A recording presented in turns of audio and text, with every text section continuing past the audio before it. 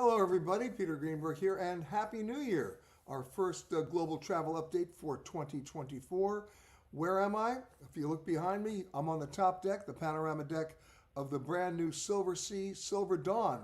We're docked briefly here in Key West before the ship sails a little bit later this afternoon. So, amazing new ship. We can talk about it if you like. It's the largest ship in the Silver Sea fleet, the 12th ship in the fleet, first of its class. But this is a state-of-the-art ship in terms of engineering, design, innovation, sustainability, by the way, not great service. But more on that a little bit later. We have too many things to talk about in the news and some updates for you as well. Also, by the way, we'll be talking about some New Year's resolutions I have, not for me, because I always lie about mine, but for airlines, hotels, and cruise lines as well. So we'll talk a little bit about that as well. Be sure to send your comments on the right and questions. We'll answer them. But let's first start out with the headline of the week, and that's the amazing and miraculous story of the crash at Tokyo Haneda Airport earlier this week between a Japan Airlines A350 and a Japanese Coast Guard plane. We know now how it happened. We also know more or less why it happened. But the miraculous part of the story is how 379 people were able to get off of that A350 before the plane was totally consumed and destroyed by fire. 5 people on the Japan Coast Guard plane did not survive. The pilot was able to get out as well. But this is pointing right now in the initial investigation to pilot error on the part of the Japan Coast Guard plane. The A3 cleared to land approach. The Japan Coast Guard plane was told to taxi short of the runway and hold. He didn't taxi short of the runway and hold. He actually went beyond it and turned onto the runway, and that's when the A350 hit him. Now, it's a cautionary tale right now, as miraculous as it is, about how all those people survived. And let's go through that. 379 people evacuating a plane with half the exits blocked in the dark, with a plane about to be completely consumed by fire. How did they do it? The answer actually is quite simple. They listened to the flight attendants. They went out of the plane with nothing on other than what they were wearing. They weren't grabbing their carry-on bags, their backpacks, their shoes. No, get off the plane. You know, it's amazing to me how simple that is and how difficult it is for Americans to understand that. We're terrible airline passengers. The Japanese, they listened to instructions, and that's why they lived. But there are other aspects of this that need to be discussed. You know, I have friends of mine that if LA were being attacked by outer space aliens and there was one plane left to take them out to save them, most of my friends would end up being eaten by the aliens because they'd still be at the counter saying, but I wanted a window seat. No, get on the plane, or in this case, get off the plane. But now we have a bigger issue to deal with here, and this case illustrates it.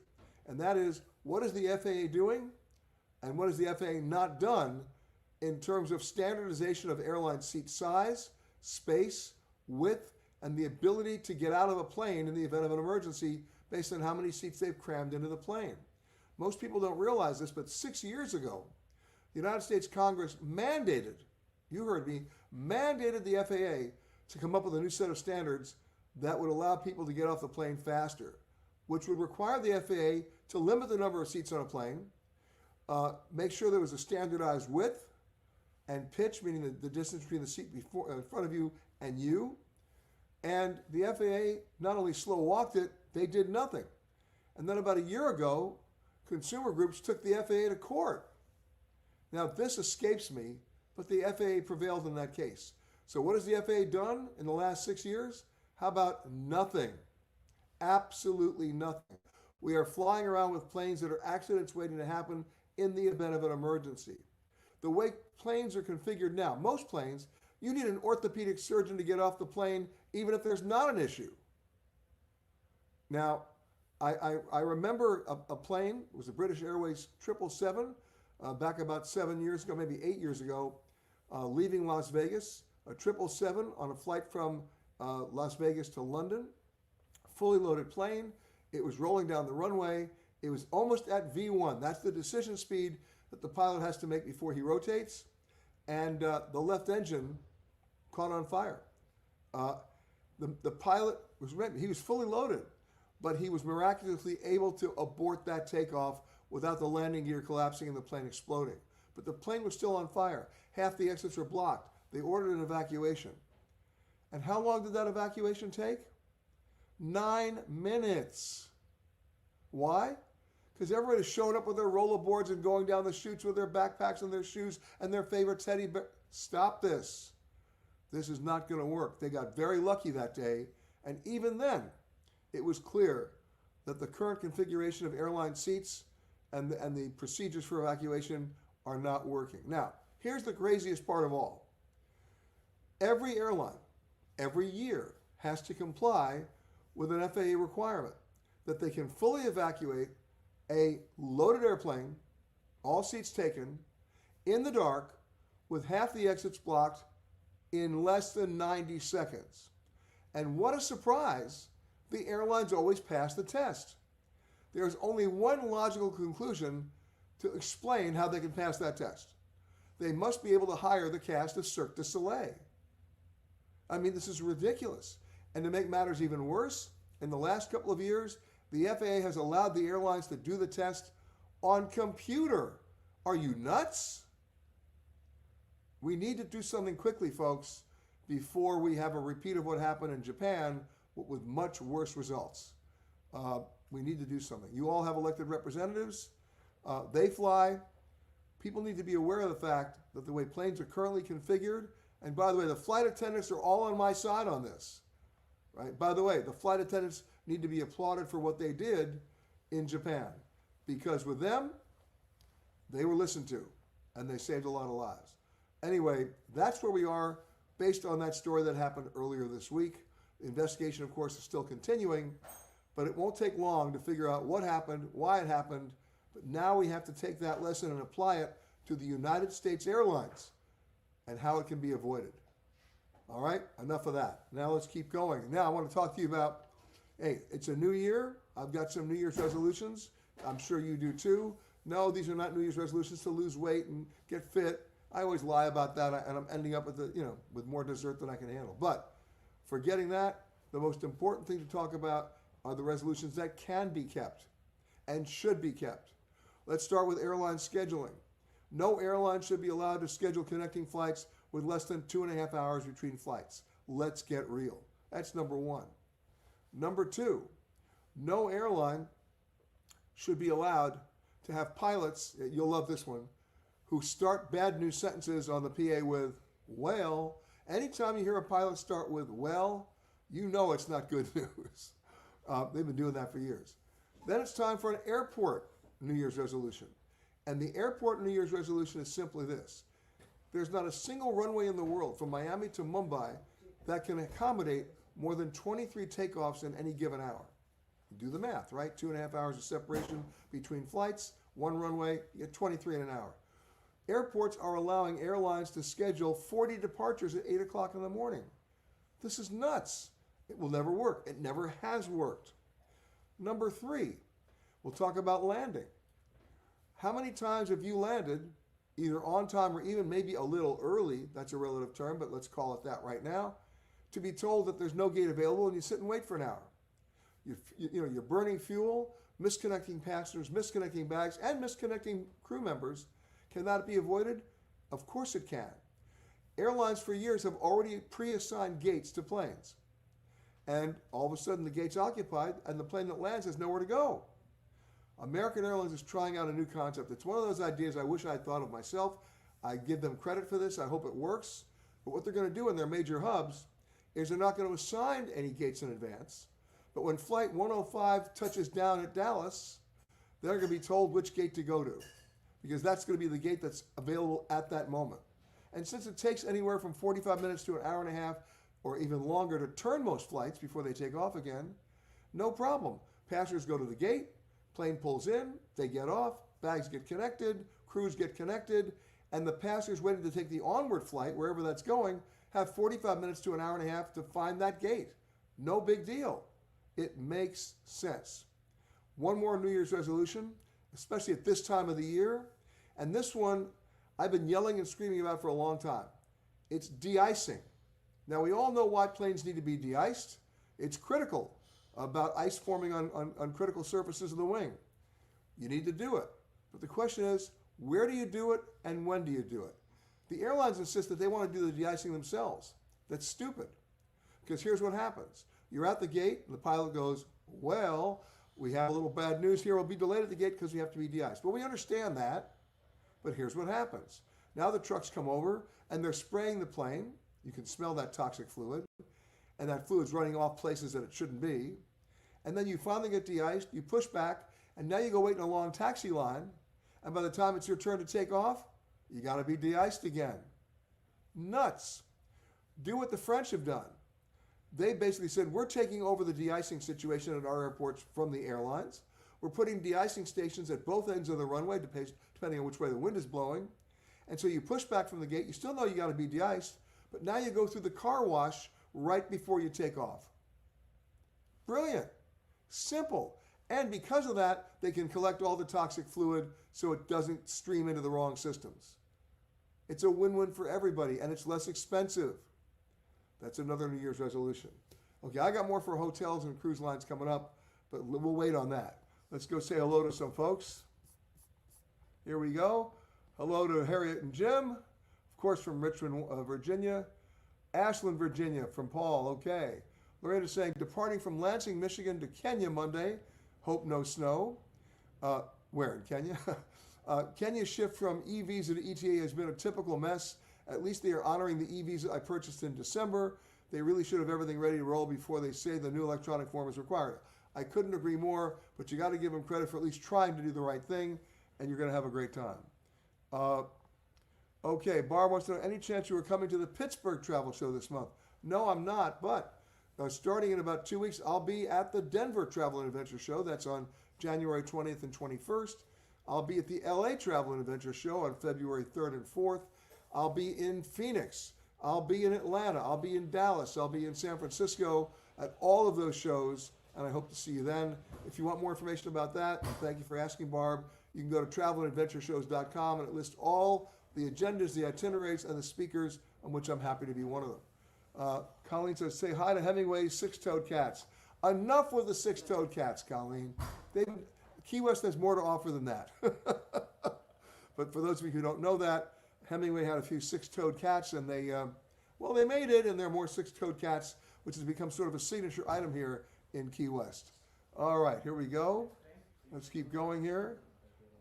New Year's blessings from Miami from Christopher. Right back at you. Gail says, hello from Pennsylvania. It's been a while since I was able to tune live, but now that I retired for a second time, I'll be able to listen to you live. Okay, thank you, Gail. Sue is saying hi from Bellingham, Washington. Any recommendations for restaurants, good barbecue in San Antonio? We'll get that to you, Sue. I don't have it in front of me right now, but I'll go into our research. And Anthony, who's on the line with us today, if you email me to peter@petergreenberg.com, we'll get you some recommendations. Adrian's saying Happy New Year. Okay, right back to you. Melanie's saying Happy New Year from London. Love that. Patrick's saying aloha, but Patrick didn't say where he's saying aloha from. Anna's saying, when will air prices go down? I need to travel to Seoul, Korea, as opposed to Seoul, New Jersey, on March 17th. Okay, let's talk about this. According to the latest data that we've been able to see, international airfares, I'm sorry to report, are probably going to go up about 10% this year, whereas domestic fares have a trajectory going downward of about 16 to 24%, depending on markets. We're also going to see hotel rates coming down about 9%, and here's a good piece of news. Rental car rates down about 14% this year. That's the initial response we're seeing. All right, Randy's saying hi from Chile, Michigan. Okay. John is saying, hi, Peter from freezing New York City. Well, John, I know this John. He usually hangs out in Florida. I'm in Florida right now, John. Why aren't you here? All right, New York's getting a big snowstorm, I understand. Sandy's saying, Happy New Year. Any ideas of a great uncrowded beach in Thailand with snorkeling? I have a number of them. You know, if you go down to the south, into Phuket, use Phuket as your launching pad and look at Koh Krabi, Koh Phi Phi. There's a wonderful resort down there called Pulay Bay, Phulay Bay. It's a Ritz-Carlton reserve. Talk about a great beach. Check it out. Okay, here we go. Moving right along. Hello from Katrina in Alabama. Scott saying Happy New Year's greetings from Chicago.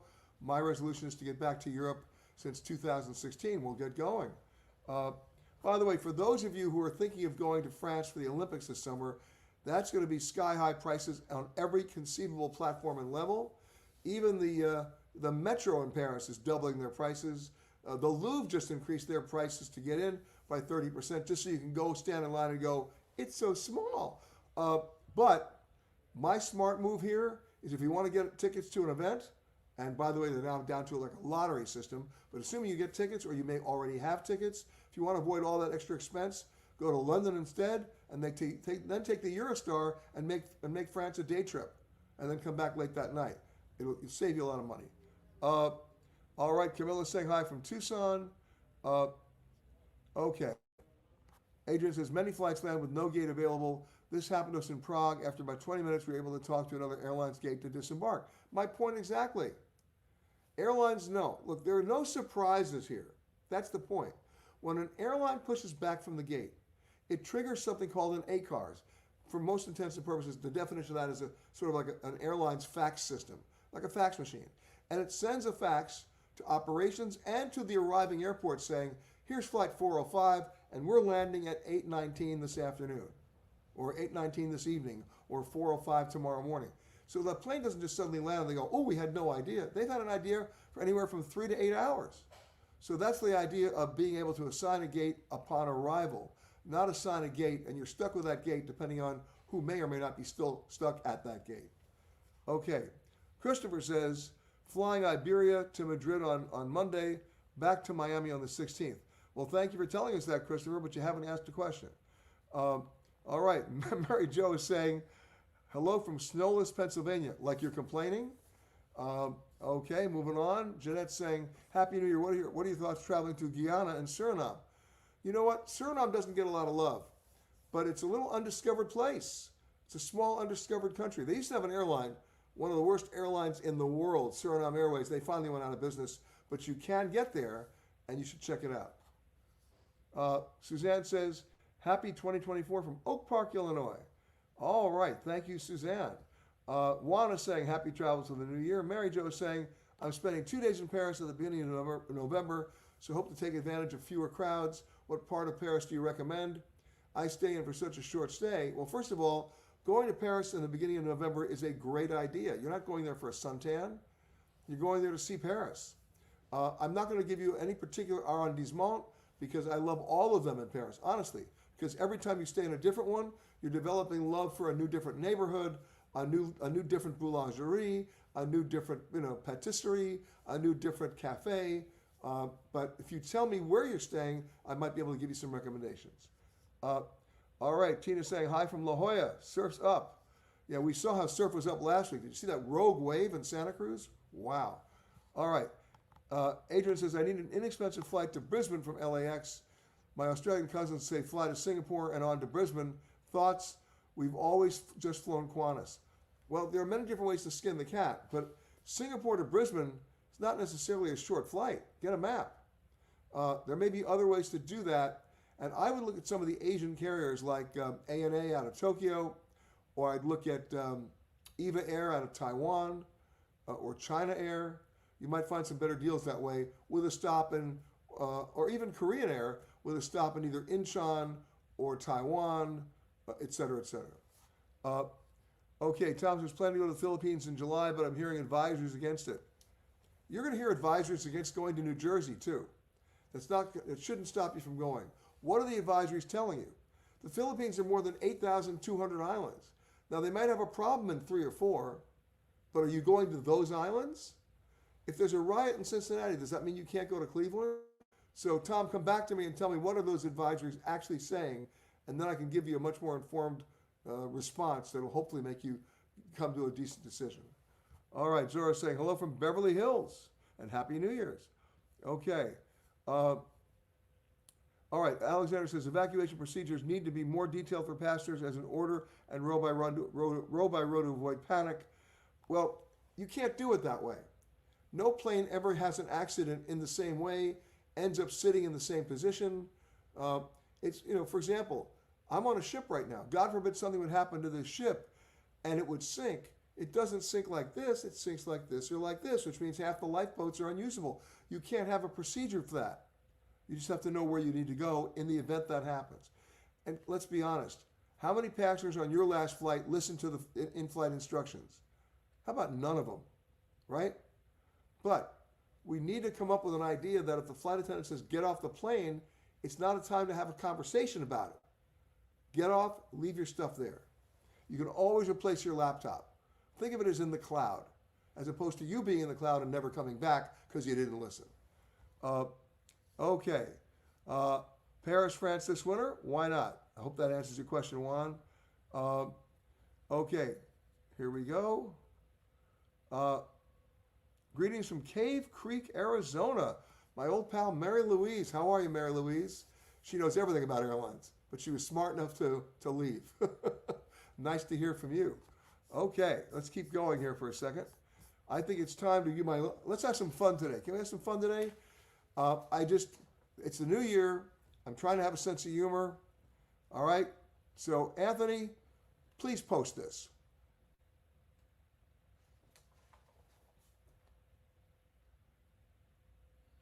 Okay, this concludes our sense of humor. But of course, in humor, there's always some honesty and truth.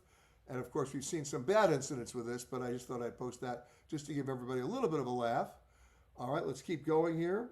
One thing that's going to be happening this year, and it's sort of a holdover from last year, is there are some airlines, Share is one, Qatar's another, that are allowing passengers, TAP in Portugal, allowing passengers the opportunity for a free stopover if they're going to their hub city. And it's a great idea. But most airlines will still not let you do it. And here's what the airlines won't tell you, but I will. You can do it if you do it strategically. What you do is you make sure that you arrive at that first destination when there are no connecting flights until the next day. And then get a next connecting flight in 23 hours. So you arrive at 6 o'clock in the evening, you have time for dinner and overnight and most of the full day the next day, and you leave at 5 o'clock the next afternoon for your next destination. Cost of stopover, at least in terms of airline ticket, free. Airlines won't tell you this. I just did. By the way, that also applies to U.S. airlines. Okay, let's keep going here. Hold on a second. Oh, okay. Joseph is listening from Nairobi, and he hopes that we got the information that Kenya now is the ETA. We just talked about that, Joseph, and that's okay. Susan wants to know, is the Turkish Airlines safe to Madrid from California? Of course it is. Turkish Airlines has the distinction of flying to more destinations in the world than any other airline. You go through Istanbul. Here's the opportunity I just talked about, Susan, of a free stopover in the Turkish city. So check that out. Keep going here. Arusha's saying Happy New Year from Tanzania. I'm so happy to hear those comments, Arusha. Thank you so much. Let's keep going here. Okay. Tom says the advisors are about kidnappings in the province I'm planning to visit. I feel okay about going, but a friend who is familiar with the area sent me the advisors. All right, let me ask you a question. Who are they kidnapping? Now, if we were talking about Yemen, I would tell you not to go. Because in Yemen, kidnapping is an extracurricular revenue generator. I hate to say it. But my guess is the kidnappings that are happening in those provinces are happening between Filipinos and not foreigners. Please give me more information on that, and we can still talk, okay? Now let's go to some of the questions you've asked. Okay. James says, hi, Peter, how much does a Silver Nova cruise night cost? I want to take a luxury cruise, but we'll need to budget for it. Well, there are about 7 different cabin categories on this ship. Now, this is a luxury cruise ship. All suites, some smaller, some bigger. Everybody gets a butler. It's essentially all-inclusive. You're not paying for your alcohol. You're not even paying for your caviar. So you can indulge. In the luxury cruise category, you have Silversea, you have Seabourn. To a certain extent, you also have Regent and Oceania. And if you want to save up, I'm telling you it's worth it, especially if you're going to itineraries and on itineraries where these ships can go that other ships don't. We're talking Antarctica. We're talking the Kimberleys in Western Australia. And when things calm down in Ukraine, the Silver Sea will more than likely resume their service to places like the Russian Far East. So look at their itineraries first, and then back into figuring out how you can afford it. I would not necessarily recommend that you take a luxury cruise ship like this to Nassau. I mean, no. You really want to have an experience in a port that other ships don't go. And pick the ports where these ships are doing something else that's different. They're doing overnights. So you have an opportunity. You're not racing back to the ship after 5 hours. You can actually experience the destination in a much more immersive way. Okay? All right. Question number 2 here. And this is from Erica. How does United calculate its PQP for status? It feels random. Erica, we have search and rescue teams trying to figure out how United comes up with that. And not only that, let's be honest here. What's the point of awarding points or miles if you can't use them? As you may imagine, I travel a fair amount. In fact, more than probably most of you on this program. I have accumulated so many plus points on United, and I can sit here and brag about it all day long. I've been unable to use them for the year 2023. Every time I try, nothing available. And all those points expire on January 31st. What's the point of the points? Right? And by the way, United has no monopoly on this. Just ask the folks who are Delta frequent flyers. They're not happy. All right. Okay, D wants to know, do I have a favorite restaurant in Miami? I have a couple of them. Once again, if you email me, peter@petergreenberg.com, I'll let you know what they are. But they're pretty good. But some of the hottest restaurants in Miami, you couldn't pay me to go to, because they're all dressed like escapees from a Robert Palmer video. And when you walk in, they'd be thinking like, you'd be dining here because, and you have a reservation, why? I mean, the attitude kills me, right? Nobody always has to dress black on black. That doesn't make you a great restaurant. But anyway, email me, I'll get you that information. Matt says, I keep reading that reclining seats on airplanes will be a thing of the past. Which airlines and airplanes got rid of them? Well, some airplanes never put them in, like Spirit. Those seats don't recline. And then there are other airlines that tell you their seats recline. Yes, if you have a micrometer. Remember the video I shot on that British Airways plane where I pushed the button and the seat did this? Did you see it? Want to see it again? That was it. Look, airlines are cramming more and more seats in, and more seats, they tell you they recline. They don't. Now, they tried to come up with an innovation in design, so instead of the actual seat reclining, it slid forward. And that solved some of the problem until the airlines started putting more seats on the plane, and then your knees were in your neck, and we're back to where we started from again. Okay. Igor says, I want to retire in Italy. Is it as easy as Portugal made it? Not necessarily. Portugal, of course, had their golden passport, where if you invested a couple of $100,000 or bought a house, you'd get citizenship and a passport within a certain number of years. I have to tell you that so many people jumped on that Portugal is on the verge of ending that program. We'll have more about that in a couple of weeks when we know. Okay, Joe wants to know, can 2 men stay in the same room in Saudi Arabia? This is a tough one. I haven't seen a problem there, but I wouldn't call attention to it. Just be aware that the old days of the religious police in Saudi, they're gone. Have they become forefront in LGBTQ rights? Not necessarily. So less is more on that one for the moment. Okay. Anna says, how do I get the best deal to Japan? The answer is not easily. Japan is crowded. And in fact, it's overcrowded now. And the prices are through the roof. One of the best ways to get a great airfare to Japan is to go through another city or buy what we call an RTW ticket. It stands for Round the World, where Japan becomes one leg on your itinerary around the world. But point-to-point travel, it gets pretty expensive these days. Okay, so there's that one. Now, let me give you some housekeeping notes, as you know. Listen in to Ion Travel tomorrow. That's Saturday. We're coming to you from a special version of our show. We're taking a tour through the entire state of Louisiana. And that's going to be tomorrow 10 a.m. to 1 p.m. Eastern Time. Check your local listings. We also stream it live at petergreenberg.com. And I'm going to check for some more messages here before we say goodbye, because I'm actually going to try to get off the ship and see a little bit of Key West today, and not the six-toed cats. Okay, here we go. Looking. I only buy something I need. Oh, everybody's saying hi today. Thank you again. Thank you again from Tanzania. We always like that. And I think, unless I'm missing something here. Yeah, in China, right? Ah, Matthew's saying greetings from Syracuse. Okay. Oh, yeah, man. And Tom says they're kidnapping Caucasians in that province. Okay, now we have enough information.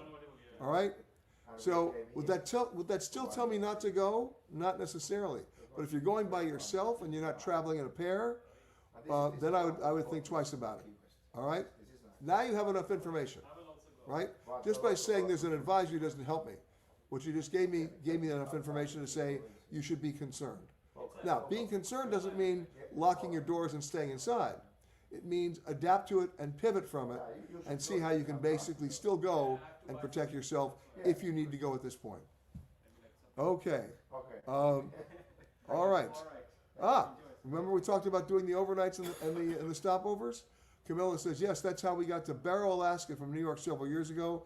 Arrived Anchorage with no connection to Barrow until the next morning. So free night in Anchorage. On the return, it was Barrow, Anchorage, Juneau, and then New York. And the cost, oh my goodness. This is brilliant, and we won't see this again. How many miles? You did it on mileage, Camilla. How many miles did you actually have to redeem? 25,000 all in. That right now, for 25,000 miles, they show you a photograph of the flight you used to be on. You know it, and I know it. So, thank God for at least that memory that you have, because the mileage these days has been so devalued as to become nearly worthless if you add up all the other numbers and costs associated that you don't think about when you earn those miles. But thank you for sharing that story. Again, Ion Travel tomorrow. We're traveling through the entire state of Louisiana. I hope you'll join us.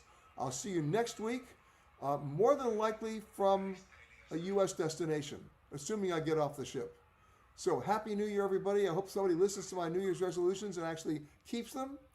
And we'll see you on the radio. Oh, wait a second. I forgot. I can't say goodbye yet without talking about what you're seeing on the screen right now, the photo of the week. How about this photo? And I love this, where this was taken. Minnesota. That's right. It's Lake Harriet Park, and it's right in the city of Minneapolis. S. Kumar shot the shot. Pure reflection from Harriet Lake. And, they call Minnesota the land of lakes, but you forget they're also in Minneapolis as well. Nice shot. Look at that light. You got to wait for the light and the reflection, and you can't beat it. If you think your photo qualifies for the photo of the week, you know what to do. Just send it to photocontest@petergreenberg.com. And if we agree with you, it goes right up there with that lake in Minnesota. Now I can say goodbye. Thank you, everybody. Happy New Year. We'll see you next week from some remote location somewhere around the world. And thank you, Anthony, who's leaving today to do an advanced trip for us in Uganda. We'll be broadcasting from there shortly as well, but not next week. Bye-bye, everybody. We'll see you next week.